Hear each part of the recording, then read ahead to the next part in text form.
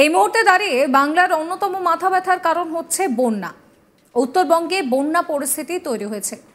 মমতা বন্দ্যোপাধ্যায় পরিষ্কার বলছেন যে নেপালের জলের জন্যই উত্তরবঙ্গে বন্যা হয়েছে। কেন তিনি এই কথা বলছেন তাও এক প্রকার হিসেব দিয়ে তিনি পরিষ্কার বুঝিয়ে দিয়েছেন। এর আগেও তিনি বন্যা পরিস্থিতি নিয়ে ঝাড়খণ্ডের বিরুদ্ধে তোপ দেগেছিলেন। এবার তিনি বলছেন যে নেপালের জলেই উত্তরবঙ্গে বন্যা হয়েছে। উত্তরবঙ্গে নেপাল থেকে কোশি নদীর জল ছেড়েছে 5 লক্ষ কিউসেক টন। ওই জল বিহার হয়ে বাংলায় ঢুকেছে। কোশি নদী থেকে ছাড়া জলেই উত্তরবঙ্গে বন্যা পরিস্থিতি তৈরি হয়েছে। কোশি নদীর ছাড়া জল বিহার হয়ে বাংলায় ঢুকেছে। এর ফলে মালদহ ও মুর্শিদাবাদে বন্যার মতো পরিস্থিতি তৈরি হয়েছে। উত্তরবঙ্গের বন্যা পরিস্থিতি নিয়ে ফের একবার কেন্দ্রের বিরুদ্ধে তোপ দাগলেন মুখ্যমন্ত্রী মমতা বন্দ্যোপাধ্যায়। তিনি পরিষ্কার বলছেন যে কেউ কোনো খবর নেয়নি, কেউ 1 পয়সাও দেয়নি। বন্যা পরিস্থিতি খতিয়ে দেখতে যাওয়ার আগে কলকাতা এয়ারপোর্টে এই মন্তব্যই করলেন রাজ্যের মুখ্যমন্ত্রী মমতা বন্দ্যোপাধ্যায়। মমতা বন্দ্যোপাধ্যায় রবিবার 29শে সেপ্টেম্বর প্লেনে করে উত্তরবঙ্গে যান। পাশাপাশি বন্যা পরিস্থিতিতে রাজ্যকে কেন্দ্র আলাদা করে কোনো রকম কোনো তহবিল দিচ্ছে না বলে অভিযোগ করেছেন মুখ্যমন্ত্রী। 20 বছর ধরে ফরাক্কা ব্যারেজে ড্রেজিং না করেছে কেন্দ্রীয় সরকার।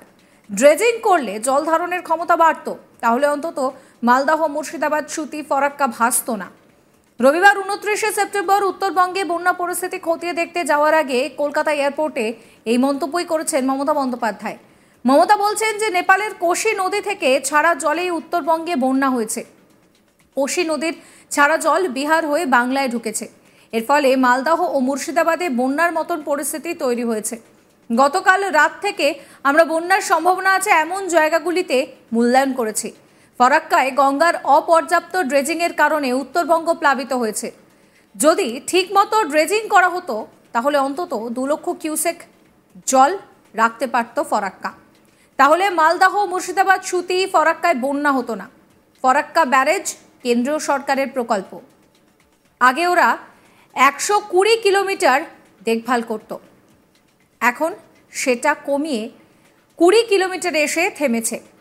কিচ্ছু করে না। নির্বাচনের সময় আসে, বড় বড় কথা বলে আর তারপরে চলে যায়।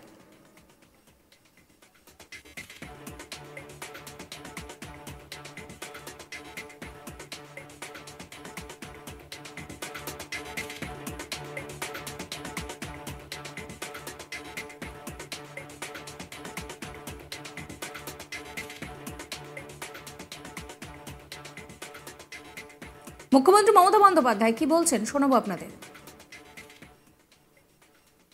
উত্তরবঙ্গে নেপাল থেকে কোশি নদীর জল ছেড়ে দিয়েছে কালকে 5 লাখ কিউসেক টন। ফলে ওই জলটা আসছে বিহার হয়ে বাংলায়, গঙ্গায় ঢুকছে। এর ফলে একদিকে সংকোচ নদীর জল কুচবিহার, জলপাইগুড়ি, আলিপুরদুয়ার আক্রান্ত, আর অন্যদিকে নেপাল যে জলটা ছেড়েছে কোশি নদীর জলটা বিহার হয়ে ঢুকতে শুরু করেছে। এর ফলে মালদা এবং মুর্শিদাবাদে, দক্ষিণ দিনাজপুরের ইটাহার থেকে শুরু করে কিছু জায়গায় এবং দক্ষিণ দিনাজপুরের বিস্তীর্ণ অঞ্চল প্লাবনের আশঙ্কা আছে। আমরা কাল রাত্রি 12টা থেকে এটা শুনতে পেয়ে রাত 12টায় পুলিশ মাইকিং করে সবাইকে সেফ প্লেসে নিয়ে গেছে। এবং বিহারেও জলটা হবে, বিহারেও খুবই বন্যার মতো পরিস্থিতি। নেপালের জলে বিহারও ভাসবে, বাংলাও ভাসবে। প্লাস ফরাক্কায় তো ড্রেজিং করে না, আজকে 20 বছর হয়ে গেছে। ফলে জলটা যদি ফরাক্কা কিছুটা রাখতে পারত, ড্রেজিং করলে 2-3 লাখ কিউসেক টন রাখতে পারত, তাহলে মালদায়, সুতি, ফরাক্কা এই জায়গাগুলো অন্তত বন্যা হতো না। কিন্তু কেন্দ্রীয় সরকার, যেটা তাদের দায়িত্ব ছিল ফ্লাড কন্ট্রোল, চিরকাল ফরাক্কা ব্যারেজ সেন্ট্রাল গভর্নমেন্টের আন্ডারে।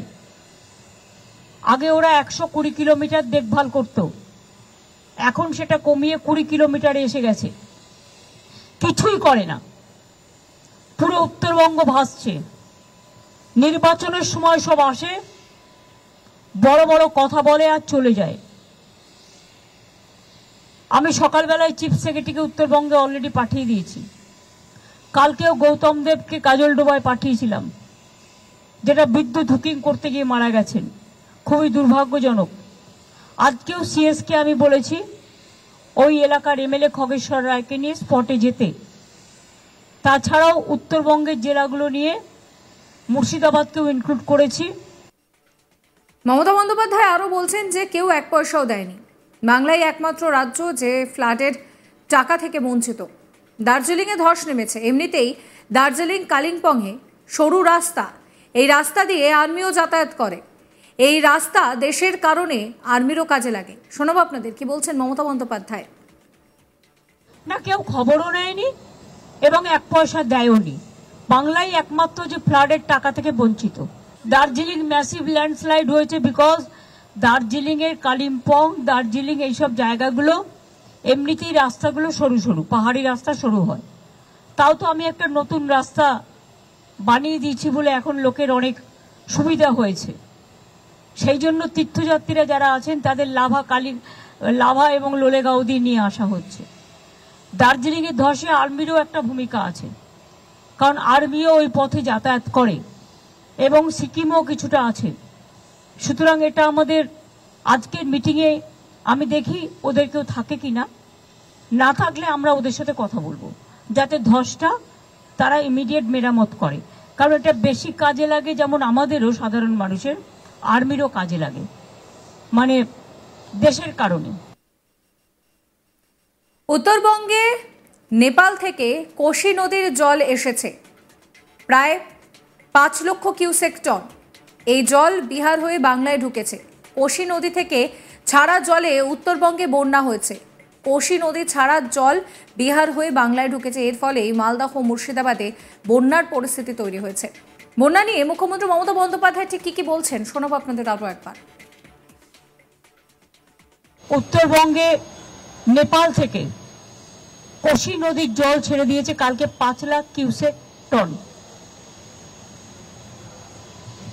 ফলে ওই জলটা আসছে বিহার হয়ে বাংলায়, গঙ্গায় ঢুকছে। এর ফলে একদিকে সংকোচ নদীর জল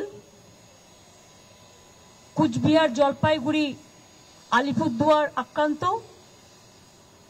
চ্যানেলকে সাবস্ক্রাইব করুন।